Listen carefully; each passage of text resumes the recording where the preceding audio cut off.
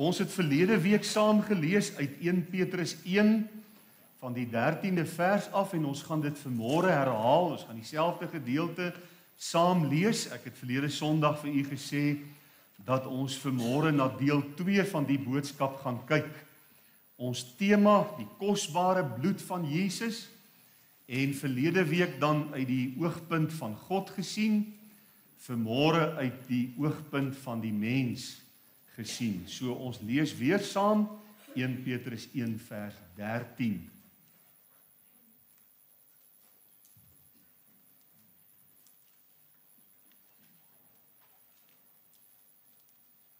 Daarom omgord die lendene van julle verstand, wees nugter en hoop volkome op die genade wat julle deel word by die openbaring van Jesus Christus.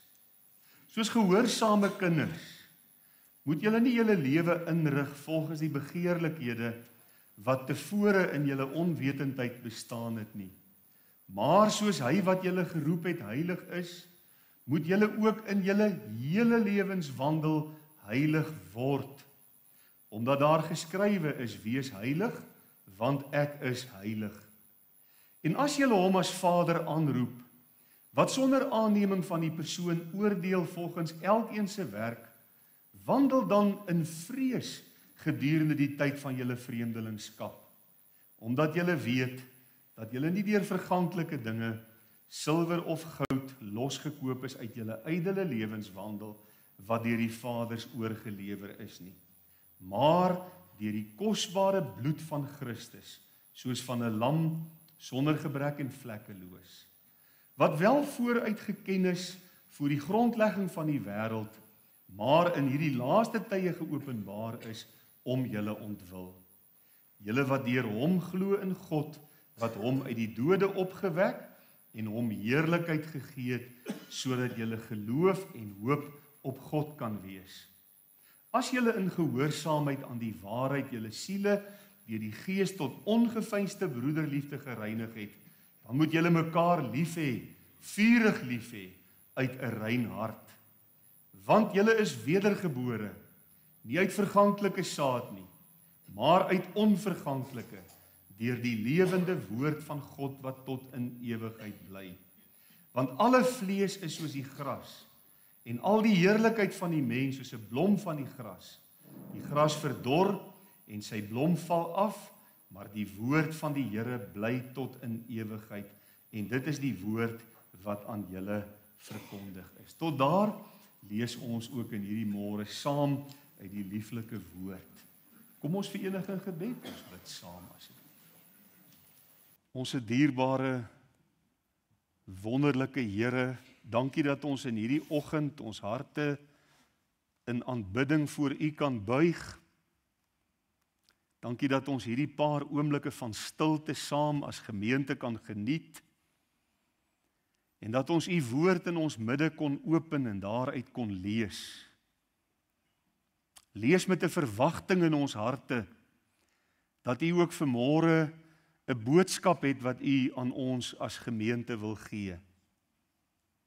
Ja, U wil met elkeen van ons kom praat. Van die spreker tot elke hoorder, oud en jonk. Here, baie dankie vir die groot en wonderlike, ek wil amper sê onuitspreeklike genade.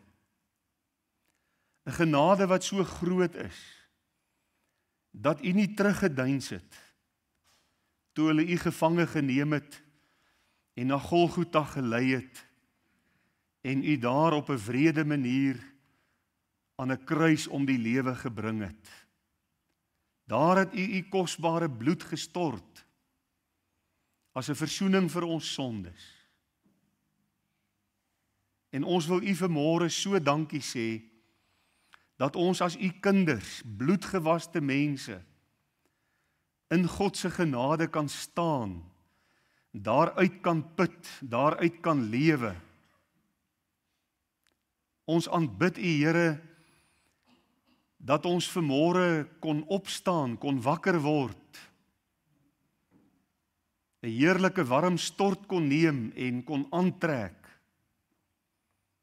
en in ons motors na hierdie kerkgebou toe kon ry, met 'n groot verwagting in ons harte, om met u 'n lewende ontmoeting te hê, om hier gevoed te word vanuit u woord, om met u te kan praat in gebed, om saam te kan sing en die naam van die Here te kan loof. En wanneer ons net nou hier uitstap en ons gaan huis toe, dan besef ons dat ons die arbeidsveld betree.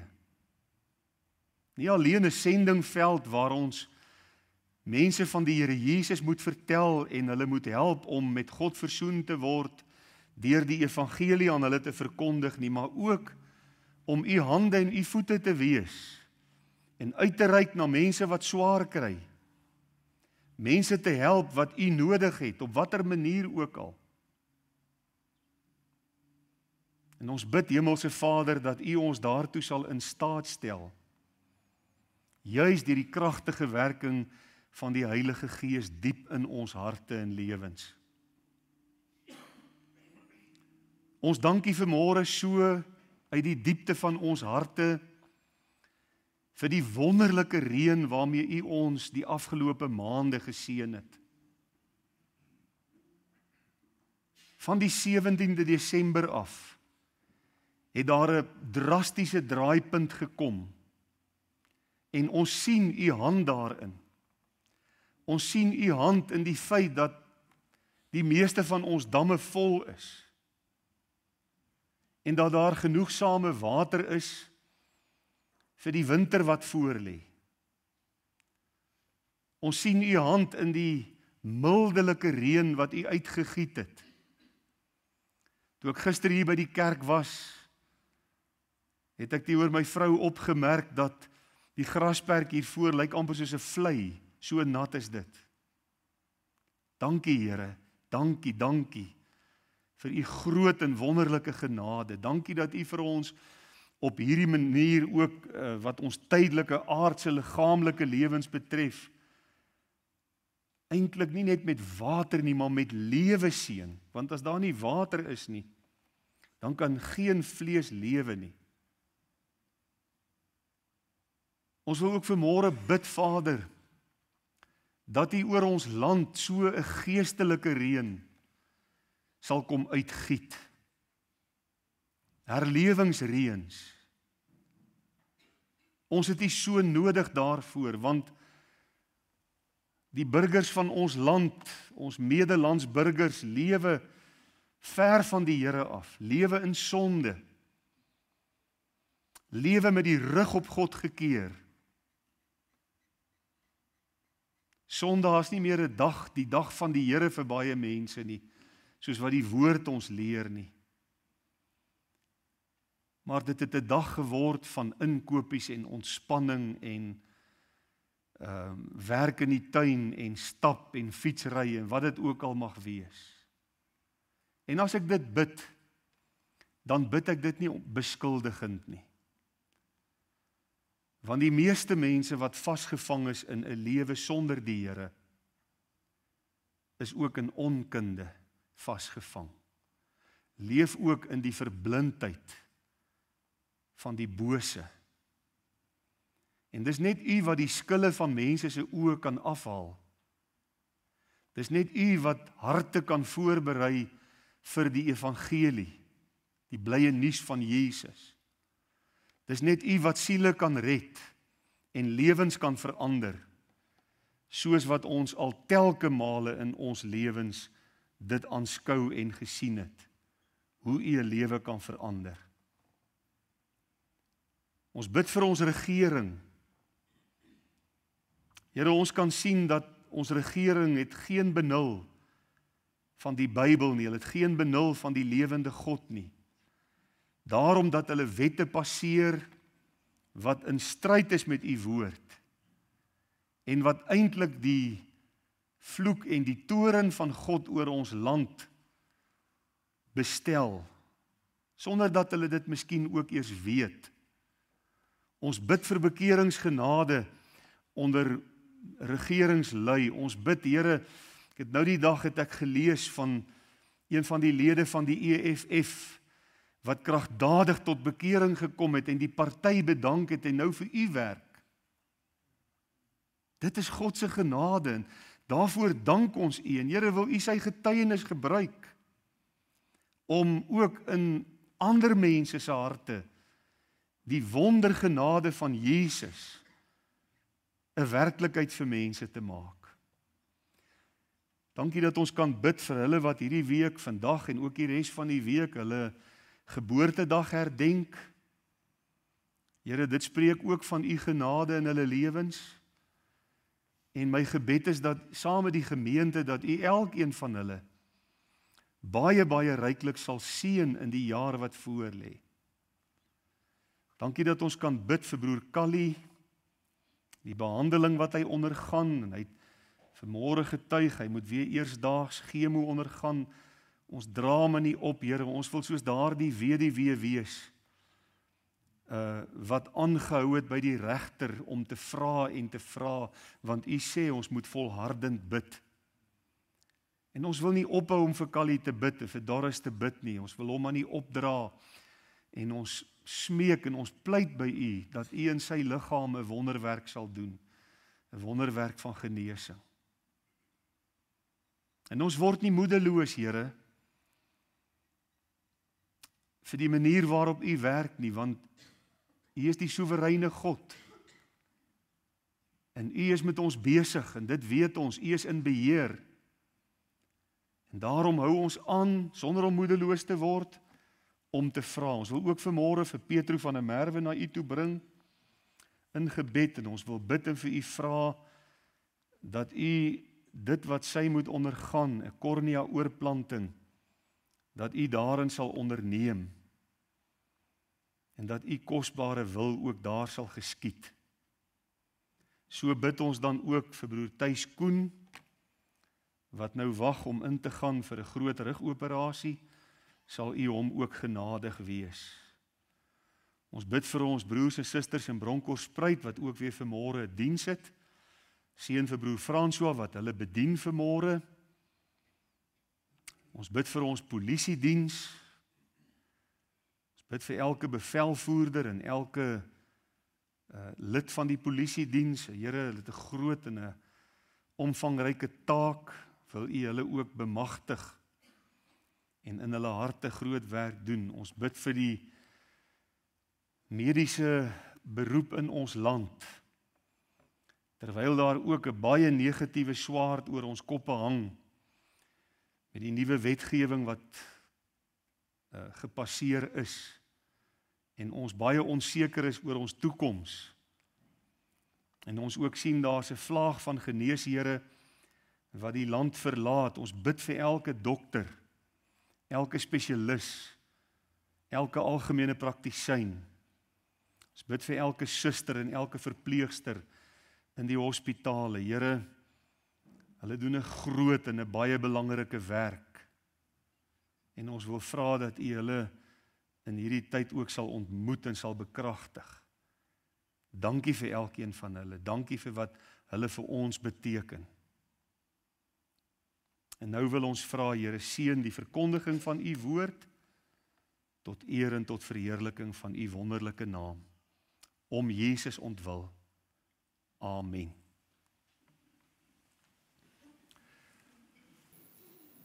Verlede week het ons met u gepraat oor die kosbare bloed van Jesus. Kom ek lees net weer vir ons vers 18. Hy sê, omdat julle weet dat julle nie deur verganklike dinge, silwer of goud losgekoop is uit julle ydelle lewenswandel. Dis hoe ons gelewe het toe ons ongered was. Dis 'n ydelle lewenswandel. Dit kom tot niks wat deur die Vaders oorgelewer is nie, maar ons is losgekoop deur die kosbare bloed van Christus, soos van 'n lam sonder gebrek en vlekkeloos. En verlede week het ons uit God se oogpunt gekyk, wat beteken die kosbare bloed van die Here Jesus? En het ons gesien, dis die enigste grond waarop 'n mens met God versoen kan word. Daar is geen ander grond nie, jy kan op geen ander manier met God versoen word as deur die kosbare bloed van die Here Jesus nie. Dis die enigste grond vir verlossing. As 'n mens verlos wil word en jy wil bevry word, dan is dit die enigste weg. En dis die enigste grond om vrede met God te kan hê. Vanmôre kyk ons dan na die kosbare bloed vanuit ons as mens se perspektief. Wie van u weet wie dit is? Wie van die kinders weet wie dit is vir 'n sjokolade? Nou word daar aan my hart gekibbel en gewonder en geraai, né? Dit is John Newton wat in die 1700s geleef het. Dis lank gelede. En hy was daar in Brittanje, Engelsman, 'n Brit. En hy was, soos jy kan sien op die prentjie, die eienaar van 'n slaweskip. So hy het van Brittanje afgevaar Afrika toe en dan het hulle mense in Afrika gevange kom neem en hulle losgeskeur van hulle families en hulle geboei en gebind en op die skip gebring en met hulle teruggevaar Engeland en Amerika en waar ook al heen om daar as slawe te gaan werk. Nou, as ons nou vandag praat van mensehandel, dan styer ons, nee, dit is vir ons 'n vreeslike gedagte. In ons moderne konteks waarin ons lewe, is dit vir ons 'n verskriklike ding, die hele kwessie van mensehandel, maar wat anders was die slawebedryf as eintlik maar grootskaalse mensehandel. Jy kry sommer so holkol op jou maag as jy daaroor praat, oor mensehandel praat. En die sondeskuld op John Newton se skouers was onbeskryflik groot. Dit was verskriklik. En toe gebeur dit in 1748 een dag dat sy skip in 'n baie erge storm beland het op die oseaan. Ons sal bietjie vir Erik en Janet vra om eendag met ons te kom deel, hoe is dit om in 'n storm in die oseaan te beland? Hulle het ondervinding. Ons kan ons net probeer indink hoe dit is. En terwyl John Newton gevrees het dat hy en sy hele skip daardie dag uitmekaar geskeur sou word en sou vergaan, het hy in nood op sy knieë, op sy aangesig voor die Here neergeval en tot die Here begin roep om genade.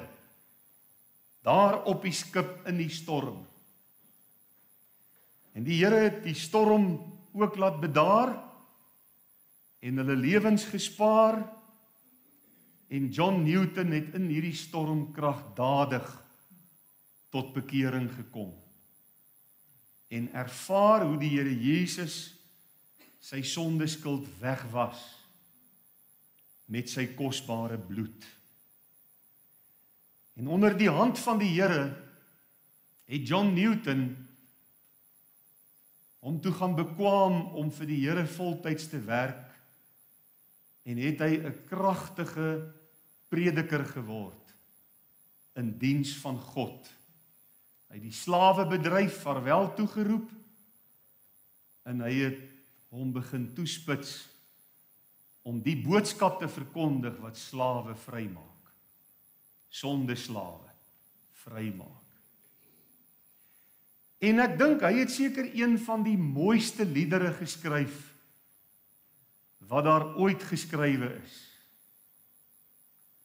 Amazing grace, how sweet the sound that saved a wretch like me. I once was lost, but now I'm found. I was blind, but now I see.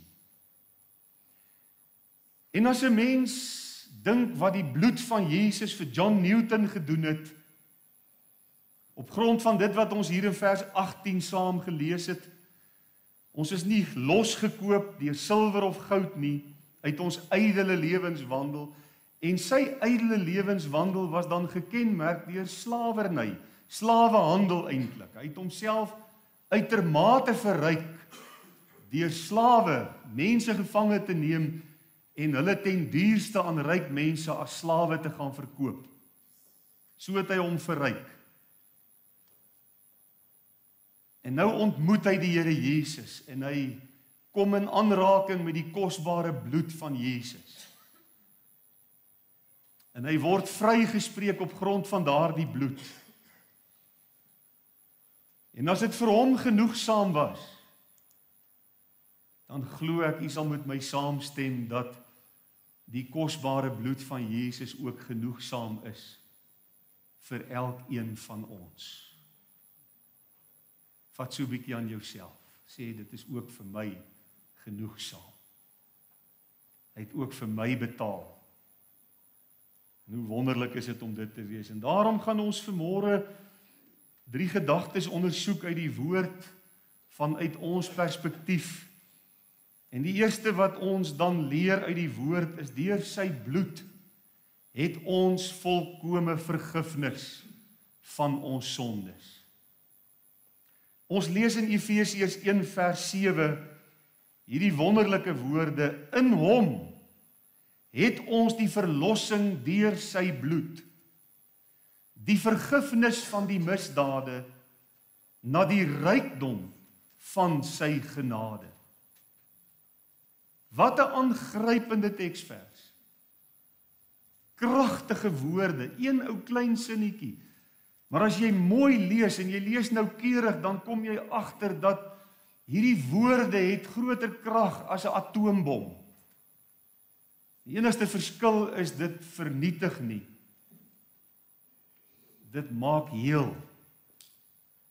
In hom het ons die verlossing. Nou, ons het verlede week so 'n bietjie gekyk uit God se oogpunt. Dis die enigste grond vir verlossing.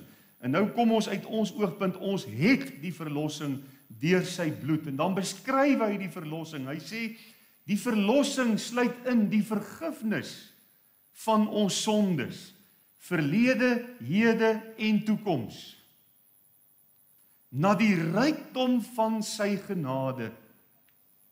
Wat 'n wonderlike gedagte. En hoor net hoe pragtig vertaal die Amplified vertaling dit.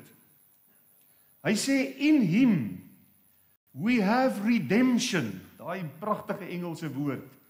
Verlossing, redemption.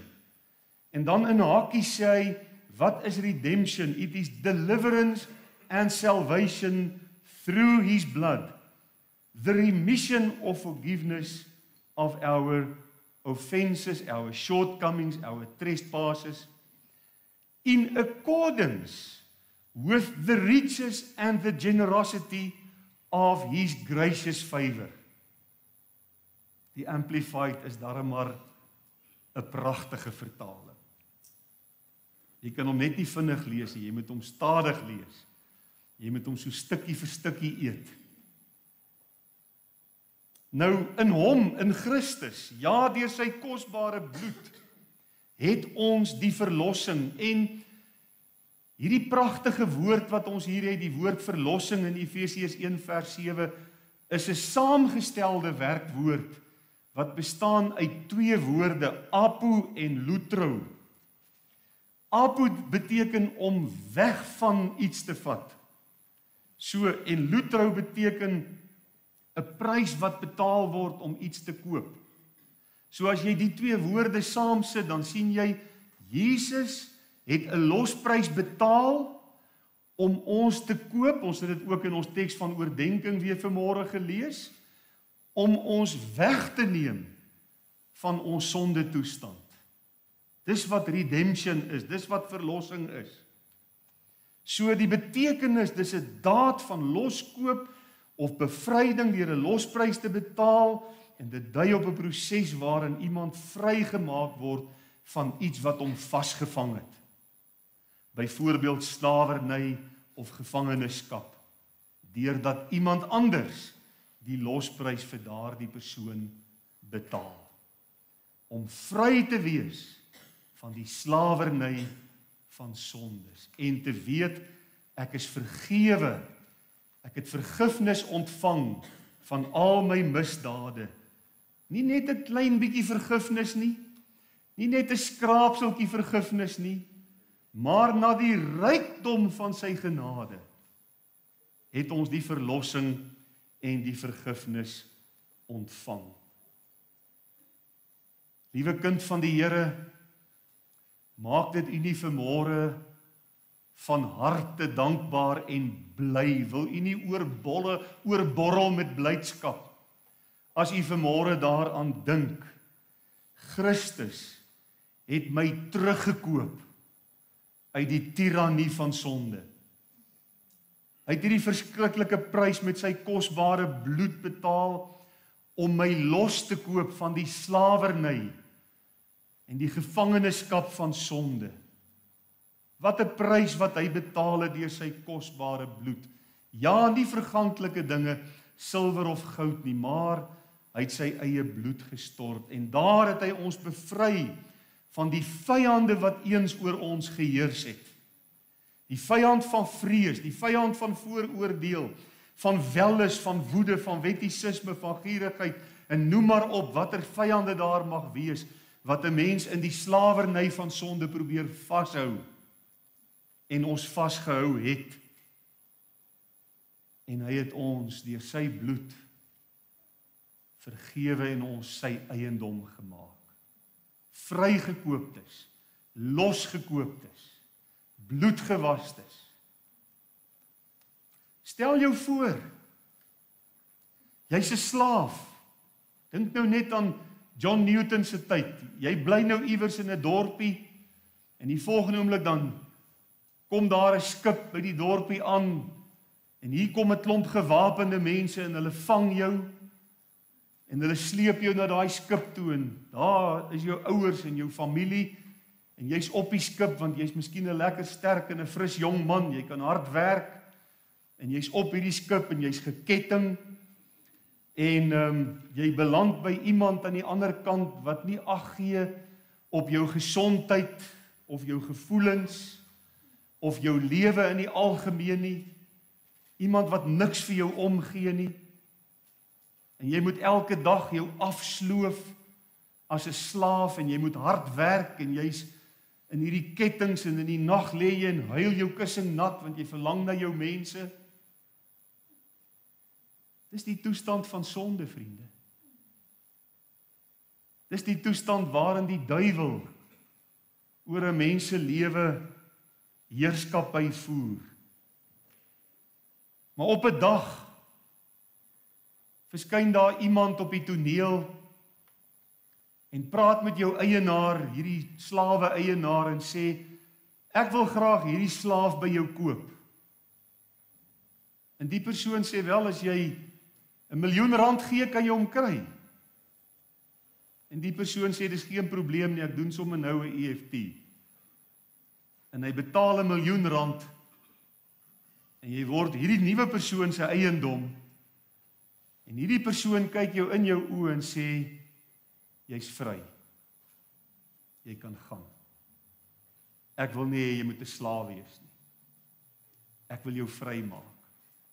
Dis wat gebeur het. Dis wat Jesus vir ons kom doen het. Nou, hoe sal 'n mens reageer as so iets met jou moet gebeur? Die illustrasie wat ek nou probeer met u skilder of skets, né? Jy's nou in hierdie toestand van slawerny en iemand kom en hy kom koop jou vry. Wat 'n waardering sou jy toon teenoor die persoon wat jou vrygekoop het? Hoe sou jy sy lof besing oral waar jy kom en vir mense van hom vertel? Sou jy ooit weer doelbewus terugkeer na daardie vernederende posisie van slawerny? Ek dink die antwoorde hierop is vir ons almal baie duidelik in ons harte. Ons waardering vir so iemand sal enorm groot wees. Ons dankbaarheid sal soos 'n Vaaldam se wal oorloop. En ons sal so 'n persoon se naam groot maak oral waar ons kom. En ons sal nooit weer doelbewus wil terugkeer na daardie kettings en daardie gebondenheid toe. Ons lewens behoort 'n dankbaarheid teenoor die Here Jesus te weerspieël. Elke oomblik van elke dag. Ons behoort sy naam groot te maak vir wat hy vir ons gedoen het, oral waar ons kom. Nie skaam te wees om met ander mense te praat oor hom en vir ander mense te vertel wat hy vir my gedoen het. Hoe groot sy genade vir my is.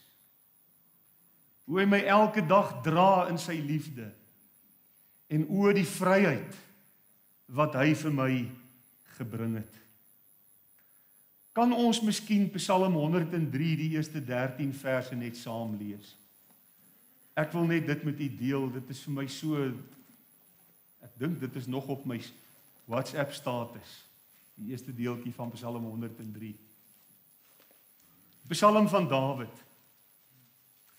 Loof die Here, o my siel, en alles wat binne in my is, sy heilige naam. Loof die Here, o my siel, en vergeet geen een van sy weldade nie. Wat al jou ongeregtigheid vergewe, wat al jou krankhede genees, wat jou lewe verlos van die verderf, wat jou kroon met goedertierenheid en barmhartighede, wat jou siel versadig met die goeie, sodat jou jeug weer nuut word soos die van 'n arend. Die Here doen geregtigheid en reg aan almal wat verdruk word. Hy het aan Moses sy weë bekend gemaak, aan die kinders van Israel sy dade. Barmhartig en genadig is die Here, lankmoedig en groot van goedertierenheid. Hy sal nie vir altyd twis nie en nie vir altyd vir ewig die toorn behou nie.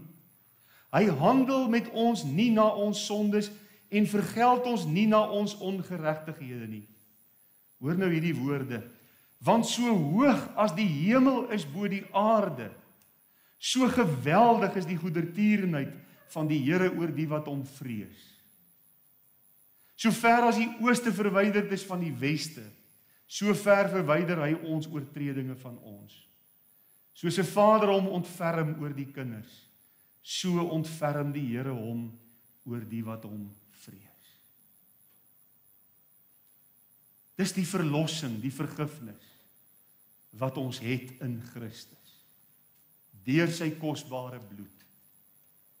Micha 7 vers 18 en 19 sê, wie is 'n God soos u? En ons kan dit ook maar vanmôre vra. Here, wie is 'n God soos u? Wat die ongeregtigheid vergewe en by die oortreding van die oorblyfsel van sy erfdeel verbygaan. Hy hou die toorn nie vir ewig vas nie, maar het 'n welbehae in goedertierenheid. Hy sal hom weer oor ons ontferm. En dan hierdie snaakse woord in die ou vertaling, ons ongeregtighede vertree.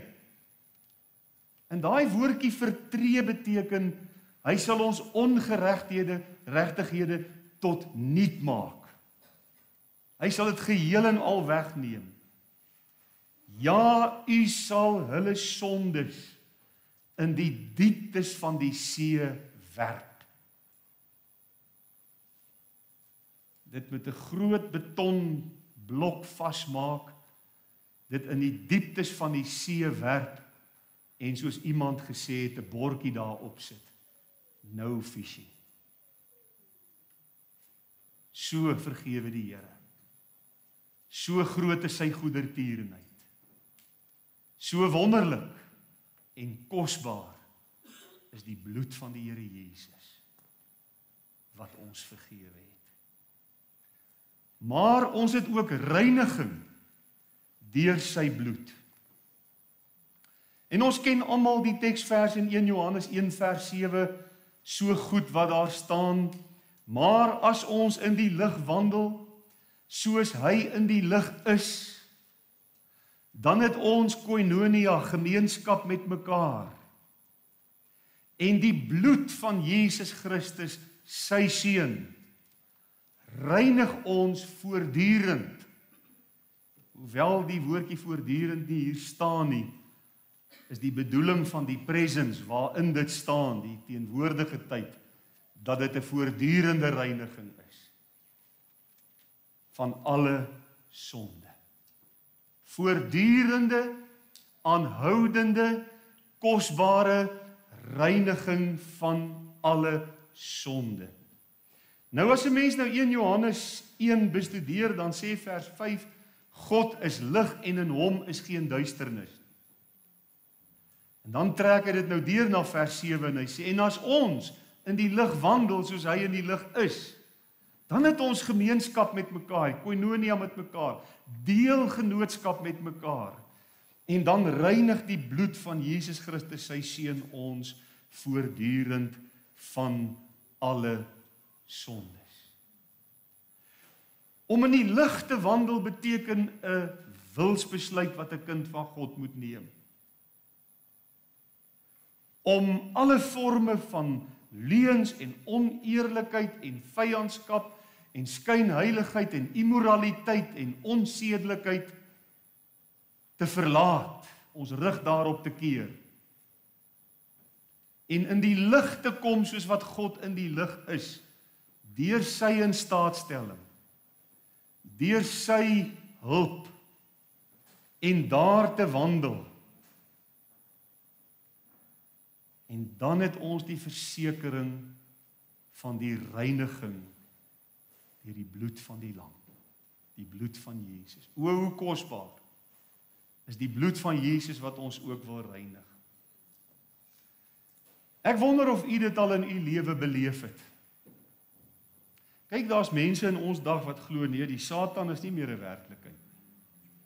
Ek hoor daar's nou al selfs op synodes gestem oor of die duiwel 'n werklikheid is. En blykbaar was daar synodes wat gesê het, nee, hy is nie 'n werklikheid nie. Vir my is dit skokkend. Want nie alleen hou die woord hom aan ons voor as 'n werklikheid nie, maar ek weet nie van u nie, ek beleef hom as 'n werklikheid. En dit wat die woord vir ons sê, wees nugter en waaksaam, want julle teestander die duiwel loop rond soos 'n brullende leeu en hy soek wie hy kan verslind. Vir my is dit 'n werklikheid, ek wonder of dit vir u ook 'n werklikheid is.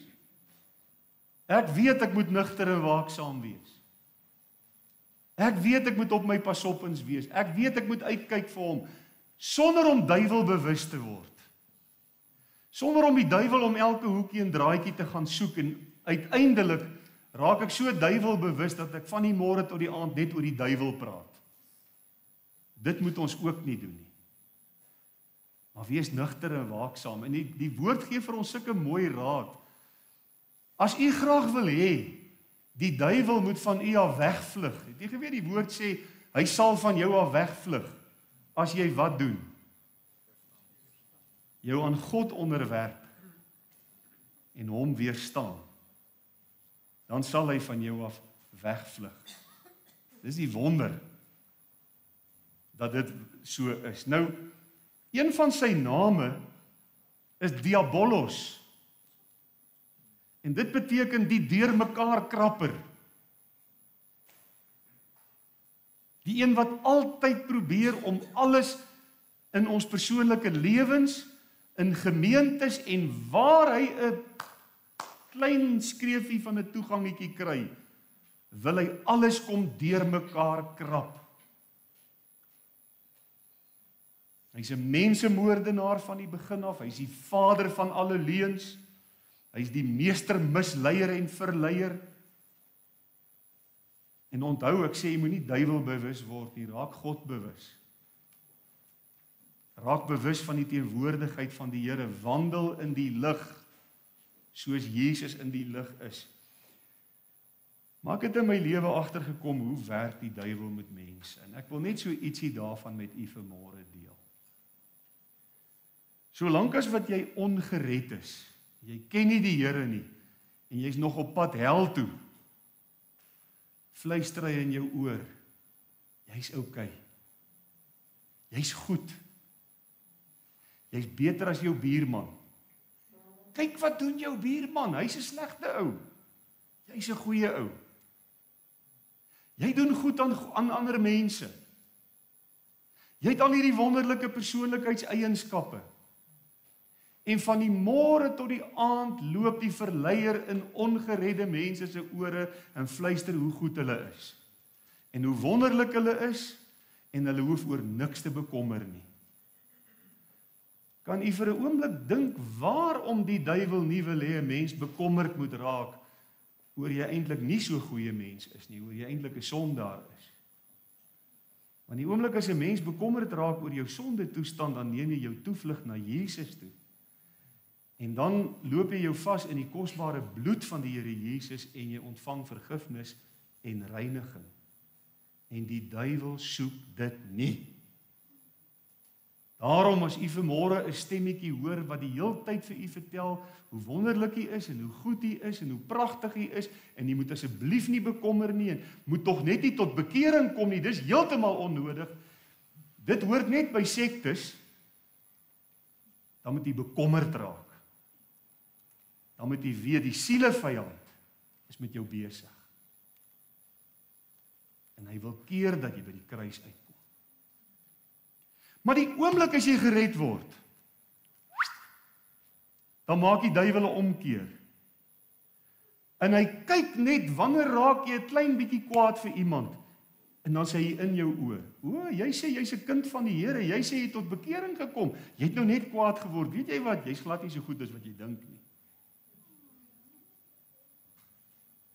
En dan kom hy met hierdie omgekeerde taktiek. En hy plant al die twyfel van die wêreld in jou hart, en jy twyfel naderhand in jou redding, en jy twyfel in jouself, en jy twyfel in alles. Hy is darem maar 'n meester taktikus. En hy hou mense besig. Maar deur die kosbare bloed van Jesus is daar reiniging. En as die duiwel jou kom aankla, dan is die wonder dat jy op jou knieë kan gaan en kan sê, Here Jesus, ja, die duiwel het my nou net herinner, ek het my meer verloor. Reinig my van hierdie meer asseblief. Help my om in die lig te wandel soos U in die lig is, dat ek reiniging kan ontvang. Ek onthou, pas na ek teruggekom het na die Here, en die Here my herstel het, in 1983, ry ek in Benoni na die groot hipermark, was so groen mos, die hipermark, en ons koop 'n klomp goed daar, en onder andere koop ek 'n muurbal raket, wat daai tyd R200 gekos het, en ek kom by die huis, en ek sien op die strokie, maar iets lyk nie reg nie, en ek kom agter, daai muurbal raket, het ek nie voor betaal nie. Nou baie mense sal sê, nou het ek geskoor. Dis nou tot my voordeel. Ek bel die bestuurder van die hipermark, ek sê vir hom, jong, ek sit nou ver van jou af, maar ek het vandag 'n klomp goed daar gekoop, en onder andere 'n muurbal raket, en dis nie opgelei nie. So wanneer ek weer daar kom, wat is jou naam? Dan bring ek vir jou die R200. Die ou sê, sulke eerlikheid. Jy kan nie anders as jy in die lig wandel nie. Jy wil nie anders nie. Dis wat in die lig wandel beteken. En ek kan nie verseker, is nie ek wat so wonderlik is nie. Enkele maande voor dit sou ek gesê het, nou het ek geskoor. Dit was 'n goeie ding, lekker. Hipermark vra in elk geval te veel geld vir alles. Maar as jou verhouding met die Here in orde is, dan kan jy dit nie doen. Dan bring jy jou kant. Die laaste gedagte, hierdie kosbare bloed het ons 'n intieme verhouding met God. Dis vir my mooi. Efesiërs 2 vers 13, hy sê, maar nou, hoor nou mooi, in Christus Jesus het julle wat vroeër ver was, naby gekom. Maar dan stop hy nie daar nie, dan sê hy, deur die bloed van Christus. Julle wat vroeër ver was, julle wat buite gestaan het, julle wat geen deel gehad het in God se heerlikheid nie, julle wat onder die skuld van sonde gelewe het en nie geweet het wat dit is om vergewe te wees nie, verlore was, geestelik dood was, het nou naby gekom. Hoe? In Christus, deur sy bloed. Geen ander manier. Nou is daar nie meer afstand nie.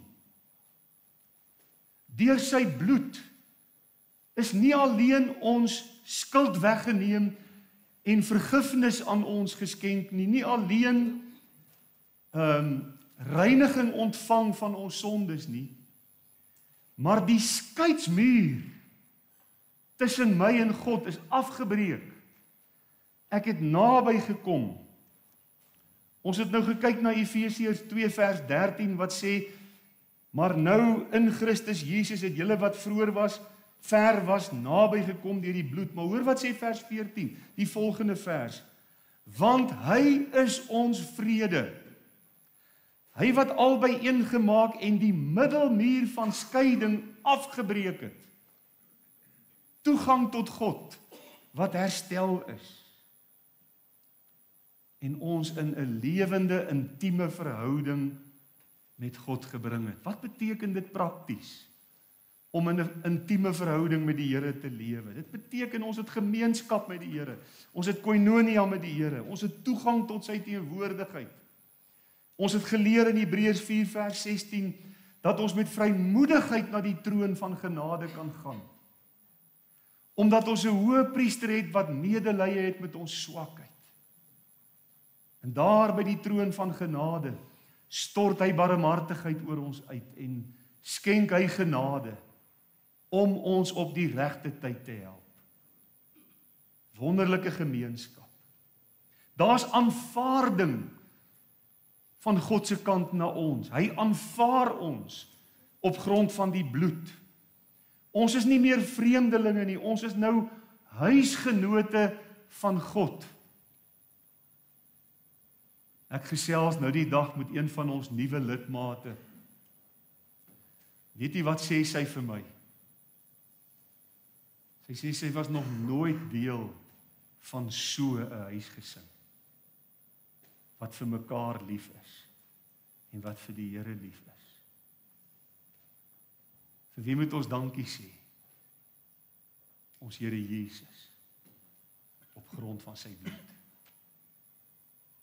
Dis hy wat so 'n huisgesin kan maak en kan skep. Hierdie verhouding, hierdie intieme verhouding beteken ook 'n voortdurende innerlike transformasie.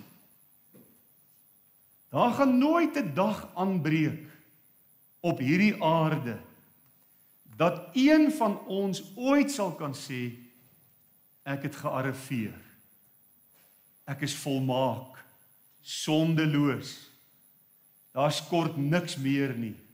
Die Here hoef niks meer werk binne in my te doen nie. Nee, maar deur sy genade gaan hy aan en gaan hy voort met die wonderlike transformerende werk van die Heilige Gees diep in ons harte op grond van die bloed wat Jesus vir ons gestort het. Paulus skryf so mooi in 2 Korintiërs 3 vers 18.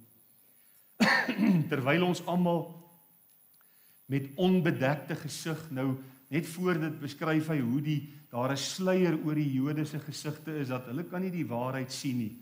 Hierdie sluier bedek die waarheid. Hy sê, maar as jy by die Here Jesus uitgekom het, is daai sluier weggeneem, en dan kan jy alles sien. Hy sê, terwyl ons nou met 'n onbedekte gesig, soos in 'n spieël die heerlikheid van die Here aanskou, word ons van gedaante verander,